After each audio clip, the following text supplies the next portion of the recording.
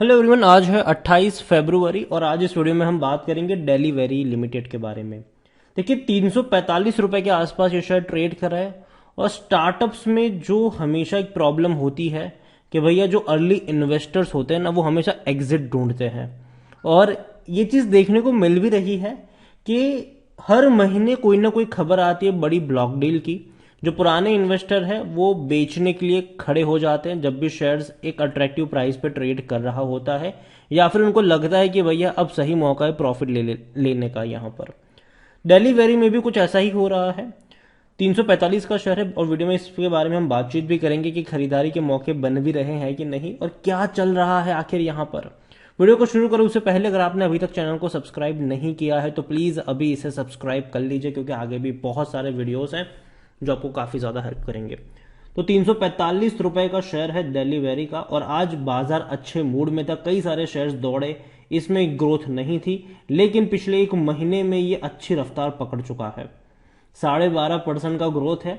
200-300 रुपए से भी नीचे चला गया था ये और अब तेजी पकड़ ली है। तो भैया सॉफ्ट बैंक आ चुका है यहां पर कि भैया हम बेचने के लिए तैयार हैं हमारे शेयर्स। 600 करोड़ की ब्लॉक डील हो सकती है ये। सॉफ्ट बैंक प्लान कर रही है अपने स्टेक्स को यहां पर बेचने का और ये बहुत बड़ी बात है।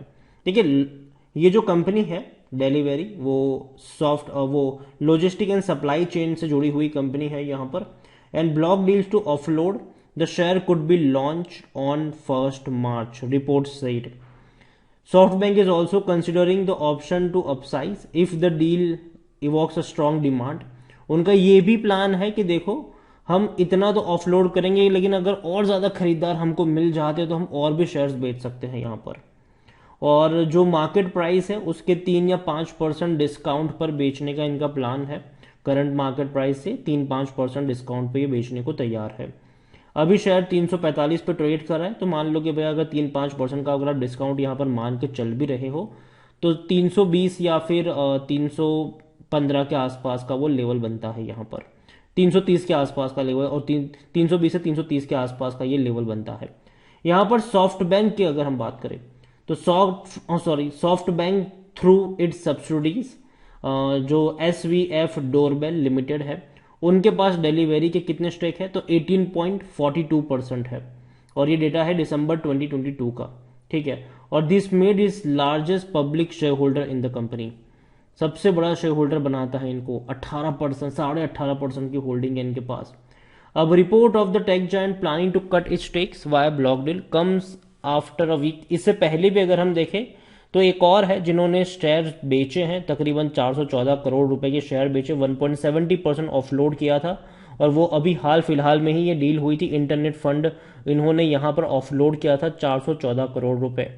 और ज़्यादा दूर की बात नहीं है, हाल फिलहाल में ही 22 फरवरी को ये ट्रांजेक्शन हुए थे, मतलब पिछले हफ्ते की ही ये बात है, ठीक है। और वो ओपन मार्केट में बेचा था इन्होंने तो ओपन मार्केट में बेचे थे ये शेयर्स, और ये बहुत बड़ी बात है।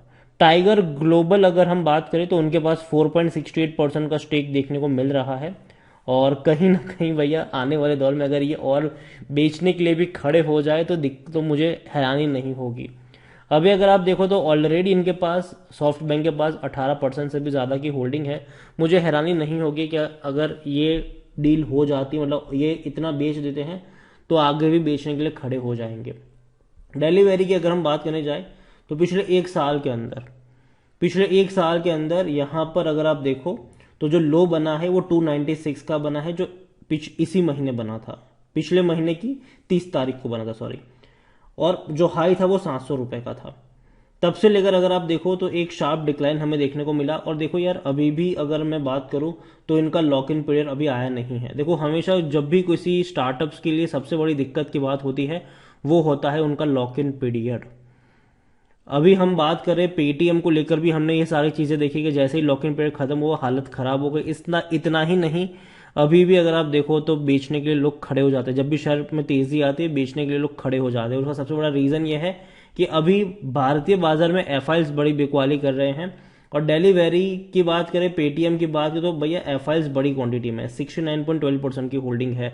और जब भी शेयर में तेजी आती है यही कंपनियां होती है जो सबसे पहले खड़ी हो जाती है बेचने के लिए। तो भैया भरोसा करना मुश्किल बन रहा है इनके ऊपर। म्यूचुअल फंड के पास 11.12% की होल्डिंग है, 0.33% है डोमेस्टिक इंस्टीट्यूशन के पास, रिटेल के पास कम होल्डिंग है 2.11, अदर पार्टी के पास 17.33% की होल्डिंग है।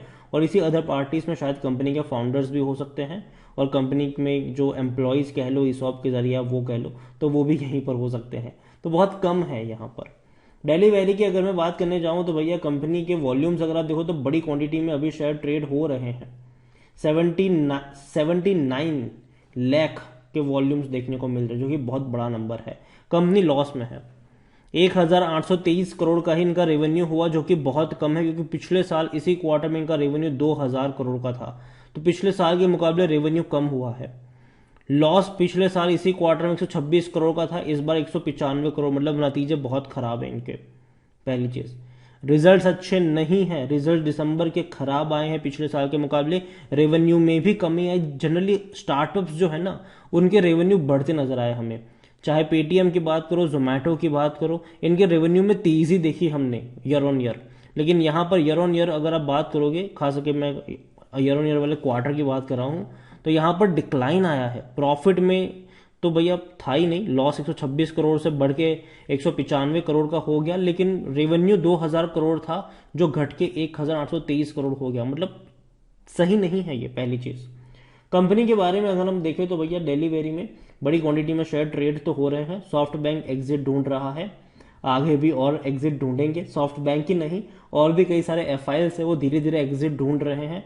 और याद रखिए, जब लॉक इन पीरियड आएगा तब आपको बड़े चेंजेस देखने को मिल सकते हैं, बहुत बड़े चेंजेस।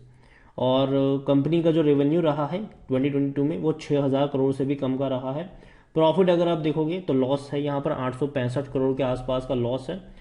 और डेली वेरी में अकॉर्डिंग टू टिकर टैप अगर हम नज़र करेंगे तो 69% एनालिस्ट कहते हैं खरीदारी करो। मेरी बाइंग की रिकमेंडेशन नहीं है।